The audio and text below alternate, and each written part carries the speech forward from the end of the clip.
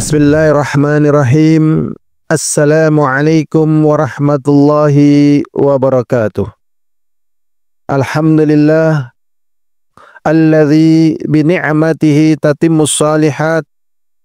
Allahumma salli wa sallim ala Muhammadin wa ala alihi wa ashabihi wa man tabi'ahum bi ihsanin ila yaumiddin wa ba'd. Insyaallah dalam pertemuan yang kedua kita akan melanjutkan pembahasan Salasatul Usul. Pada poin yang kedua, Syekh Muhammad bin Abdul Wahhab mengatakan, "I'lam rahimakallah." Ketahuilah, semoga Allah merahmatimu. Annahu yajibu ala kulli muslimin wa muslimatin ta'allumu thalathi hadhihi masaila. Ketahuilah, sesungguhnya wajib. Wajib ini artinya adalah apabila kita kerjakan dapat pahala. Dan apabila kita tinggalkan kita akan berdosa. Jadi ini termasuk adalah ilmu yang wajib. Sesungguhnya wajib bagi setiap muslim dan muslimah mempelajari 3 perkara. Wal amalu bihinna, dan beramal dengan 3 perkara ini. Apakah 3 perkara tersebut? Yang pertama adalah annallaha khalaqana wa razaqana wa lam yatrukna hamala. Sesungguhnya Allah adalah zat yang telah menciptakan kita. Jadi yang menciptakan kita adalah Allah, walaupun tentunya dengan sebab ada proses ya dari orang tua kita. Tetapi asalnya yang menciptakan kita adalah Allah. Jadi kalau Allah tidak takdirkan manusia bisa terlahir walaupun sudah proses, tetap tidak jadi. Ya. Wa razaqana, dan Allah lah yang akan memberikan rizki kepada kita. Jadi Allah yang mencipta, maka Allah yang bertanggung jawab atas rizki kita. Walam yatrukna hamala, dan Allah tidak meninggalkan kita begitu saja. Maksudnya tanpa larangan dan tanpa perintah.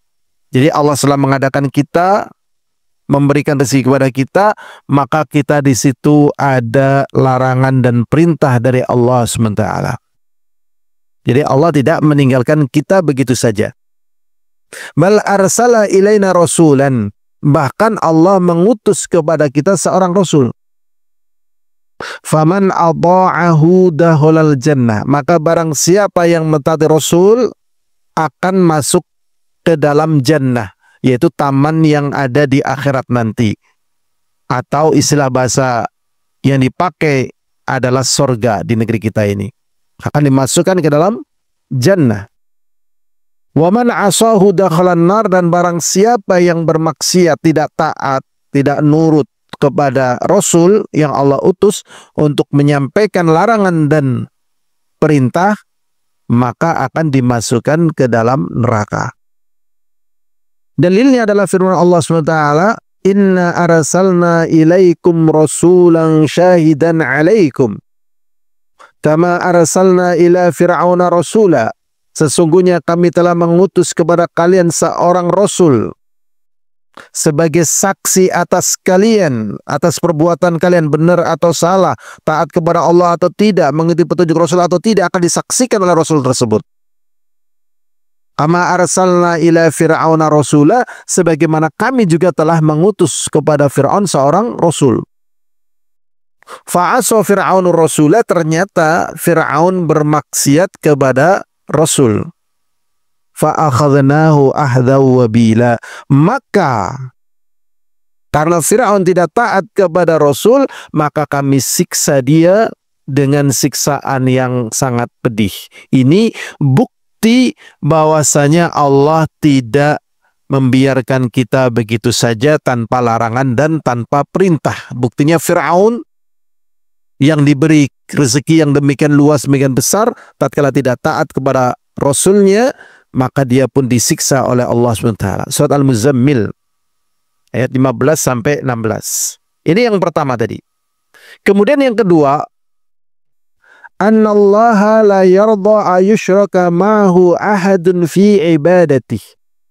Sesungguhnya Allah Subhanahu wa taala tidak ridha, tidak rela tatkala manusia beribadah kepadanya, dia menyekutukan Allah di dalam peribadatan dia kepada Allah. Ya. Jadi dia ada di antara manusia yang beribadah kepada Allah, tapi juga bersama dia beribadah kepada Allah, beribadah kepada yang lainnya. Dan mereka beribadah kepada makhluk-makhluk Allah yang besar. Di antaranya siapa? Malaikat. Maka tatkala dia beribadah kepada Allah dan beribadah kepada yang lainnya, walaupun malaikat, disebutkan di sini la malakun muqarrabun. Misalnya dia beribadah kepada malaikat, Allah juga tidak ridha. Wala nabiyyun mursalun. Dan Allah juga tidak ridha disekutukan dengan nabi yang diutus.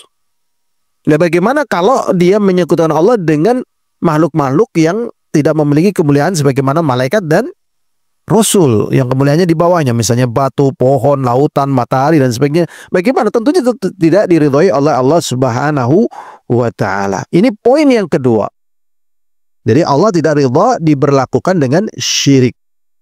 Dalilnya adalah firman Allah Ta'ala, wa annal masajida lillahi fala tad'u ma'allahi ahada. Dan sesungguhnya masjid-masjid itu dibangun untuk Allah dan janganlah kalian berdoa bersama Allah ada yang lainnya. Surat Al-Jin ayat 18. Kemudian poin yang ketiga adalah anna man ata'a rasul. Sesungguhnya orang yang mentaati Rasul wa wahadallah dan mentauhidkan Allah, la yajuzu lahu muwalatun. Dia tidak boleh loyal. Loyal itu artinya membela, menolong, bergabung. Man hadallah wa rasulahu, kepada orang-orang yang menentangi Allah dan Rasulnya. Walau kana aqraba qaribin, walaupun itu adalah orang yang terdekat. Jadi di sini tidak boleh adanya loyal, cinta kasih, dukungan, pembelaan terhadap orang-orang yang menentangi Allah dan Rasulnya. Karena ini menjadi konsekuensi dari keimanan dia dan ketaatan dia kepada Allah dan juga ketaatan dia kepada Rasul. Sebagaimana yang Allah SWT sebutkan dalam surat Mujadilah ayat 22, Allah mengatakan, la tajidu qauman, engkau tidak akan menjumpai satu kaum, yu'minuna billah, yang beriman kepada Allah, wal yaumil akhir, dan beriman pada hari akhir, yuwaduna man hadallahu wa rasulahu, dia saling cinta kepada orang yang menentangi Allah dan Rasulnya. Dan itu tidak mungkin. Kalau dia memang cinta Allah, mesti dia tidak mencintai orang yang membenci Allah. Kalau dia cinta kepada Rasul, mesti dia tidak bisa mencintai orang yang membenci Rasul. Kalau dia mencintai Rasul, tidak mungkin dia bisa mencintai orang yang membenci Rasul. Nah, kalau dia masih mencintai, berarti cinta dia kepada Allah, cinta dia kepada Rasul dipertanyakan di sini. Maka di sini Allah menyatakan tidak ada di sini. Walau kanu aba'ahum, walaupun mereka itu bapak-bapak mereka, wa abna'ahum, atau anak-anak mereka, au ikhwanahum, atau saudara-saudara mereka, au ashiratahum, atau karib kerabat mereka, atau keluarga mereka. Maka yang demikian ini yang bisa tidak adanya mualah terhadap orang-orang yang menentangi Allah Rasulnya, ulaika kataba fi qulubihimul iman. Mereka itu adalah orang-orang yang dicatat di dalam hati mereka keimanan. Wa ayyadahum bi ruhim minhu, dan dikokohkan mereka dengan ruh dari Allah SWT.